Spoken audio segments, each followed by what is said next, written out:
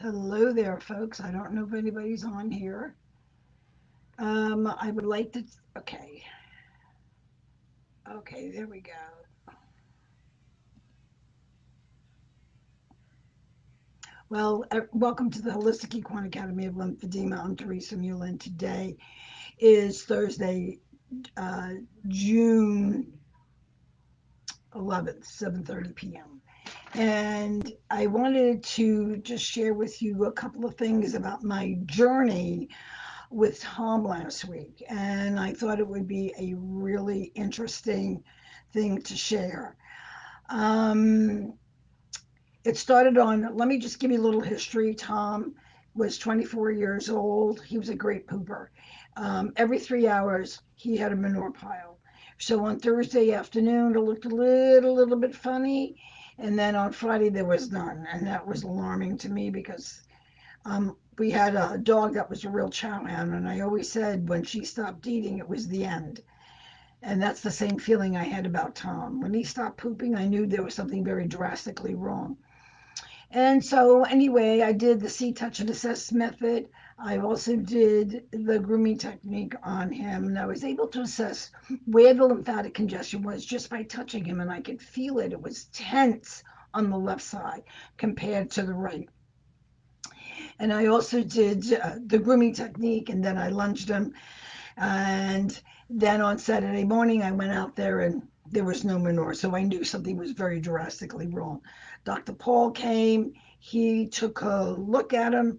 He said, there was no dissension, there was no inflammation. As far as his arm could go, he didn't see any, it was a little congested, it was a little impacted, but he didn't see anything that was troubling from any kind of prior history.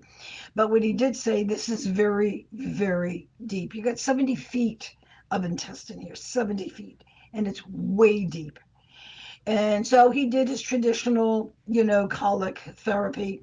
And then the Sunday morning, we had two piles, and they weren't bad, but there was nothing after that. Nothing Sunday, nothing into Monday. So Monday, I called the vet again, and this time Dr. Jen came out, and she basically told me the same thing that Dr. Paul had said, except that his capillaries were a little sluggish.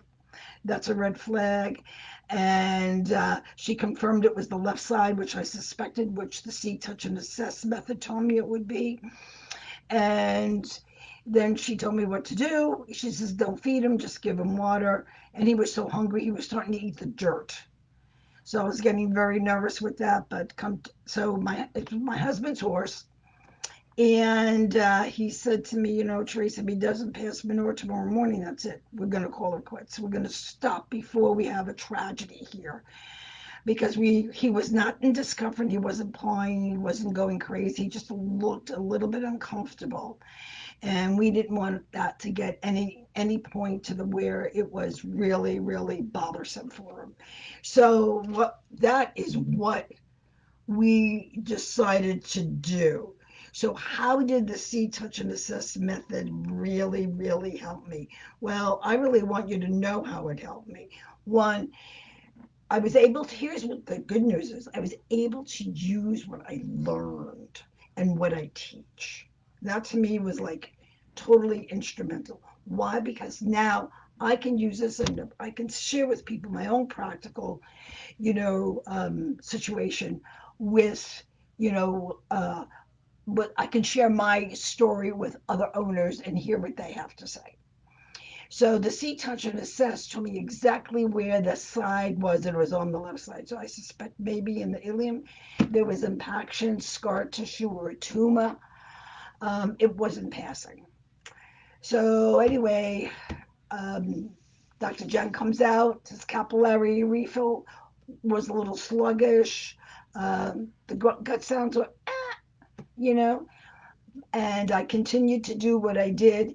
And one of the big things that I think that really was a hit for me was when I did the grooming technique, I immediately went to all of the digestive elements in that sequence. I knew where the thoracic duct was. I knew that following the lines the hair direction was going to lead me to move some of that lymphatic fluid into his system so he can urinate out. And he did a ton of urination. Of course, then again, he was drinking a ton of water. So, but the water wasn't enough to loosen up the impaction. That's what was alarming. Very, very alarming. So, so the deal with my husband was, he goes, Teresa, if he doesn't pass manure Tuesday morning, this is going on since Sunday, Sunday, like actually late Saturday, because they only had two piles. Saturday, part of Saturday, all day Sunday, and now Monday, you got 70 feet there of everything backing up. So it was a matter of time. We decided that there will be no heroics. It was his horse. It was his decision. Did I like it? No. But I'll tell you one thing that gave me peace. I knew what I felt what I was doing was giving me the right answers. And here was what was amazing. On Tuesday afternoon, when we actually called the vet to come and euthanize him, because that was my husband's decision, she says, "Oh, his gut sound better, and his scalp refill looks good," and that made me feel really good because I knew we were moving things, but it wasn't enough. It was just a matter of time before something exploded, and then we had a mess on our hands, and that was something that we just couldn't didn't want to deal with, to be honest with you. It was very frightening. We didn't want anybody going through a fence. My husband's not well. Nobody needs to get hurt. So before something escalated, I thought it was in the best interest of everyone and Tom to euthanize him.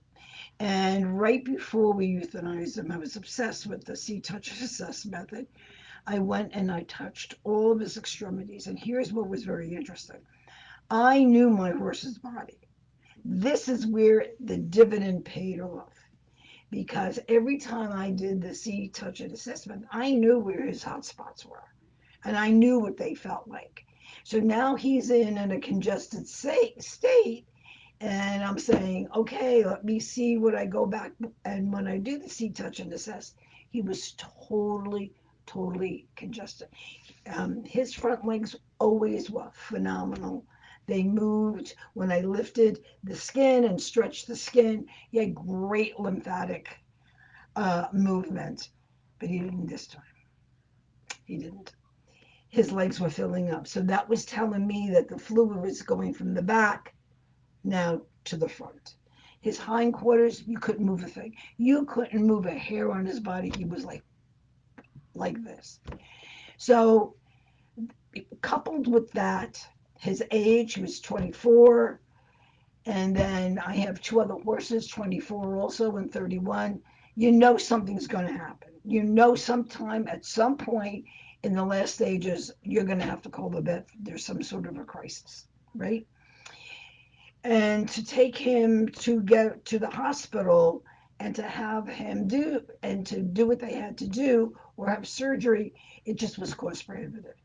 And you have to accept that this is the last stages of their life, and I have to be realistic. Did I want to do it? No, because I said, Paul, hey, do you want to do another run? He goes, no, we're not doing it. We're putting him down, Teresa. Calm down. This is what we need to do. This is the right thing to do. So I'm proud of myself. I'm proud of myself, how I handle it. Did I like it? No. The barn is silent. It's deafening. I go out there, I don't see him. I don't hear him. But that's also life. And I look at death maybe very differently than most people do. I see death as one door closing and another one opening.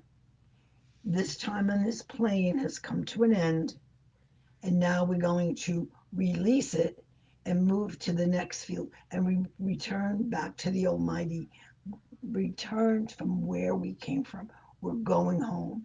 And how many times, folks, have you been on the road for a long time on a trip and the weather gets nasty, it's raining, it's snowing, or whatever, or you're just tired and you come down to your street the last couple of blocks and you breathe a sigh of relief, you're home. And for me, that gives me a lot of peace because I truly, truly, emotionally believe that when we close this door on this plane, as we close it, there goes another one opening back to the spirit world and back to where there's love, there's peace, there's harmony. That's what I believe. That's what gives me solace. So I hope this enlighten you. I would highly recommend every single horse owner go to the Heal website, www.healequine.com, click on resources, and then click on lymphatic library. And go down into the library, and you'll see a section that is called Identifying Lymphatic Congestion. You will see the see, touch, and assess method there for the entire body, as well as the extremities. I think this is so, so powerful for you. It is free because I want to raise awareness. I want you to be prepared.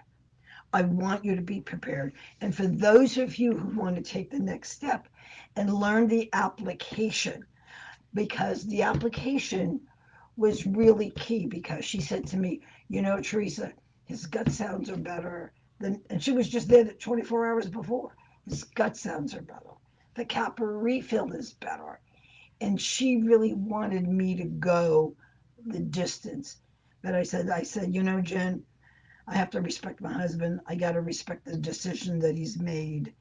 I think it's the right decision. Do I want to do it? No, I don't.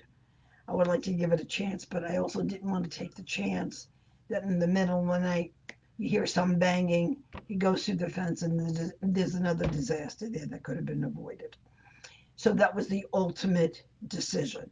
You've got 3 horses that we own that were all seniors. You know that it's coming down to the end of their life cycle, so you have to be realistic.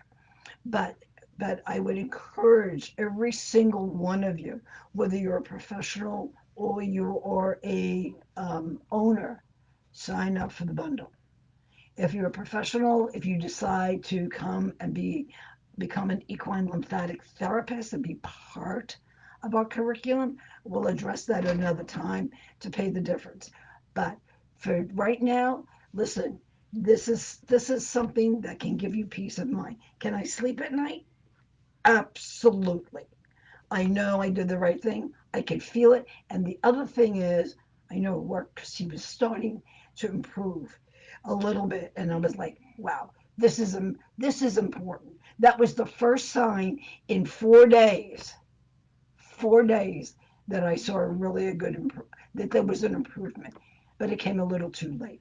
So I'm going to end this. And if you have any questions, you can go to healequine.com. Again, go on resources, go down to lymphatic library, and go down to where it says, I think it's the third one, it says identifying lymphatic congestion. And if you have any questions, please feel free to reach out to me. I'm here. I want to help you. I want to hear about your journeys. So thank you again. Defy the odds in 2026. Believe in the possible.